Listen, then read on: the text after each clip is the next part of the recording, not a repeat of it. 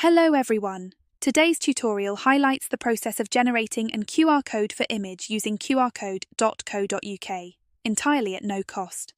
We initiate our journey from the homepage by clicking on Generate QR Codes Free. While you're on the website, the first thing you need to do is find and select the Dynamic URL tab. The next step involves pasting the URL of the image you want your QR code to display. This takes us to the customization stage of your QR code. Here, you can adjust some attributes like its style, inner eye, outer eye styles, and even the colour. Adding a frame is also an option before tweaking branding settings and general options. After UR design, your image QR code is ready to roll. Note that this platform provides your QR code without mandating registration or subscription for downloading it. That sums up this tutorial. If you found it beneficial, please share it with others who might find it useful. Thanks for joining us.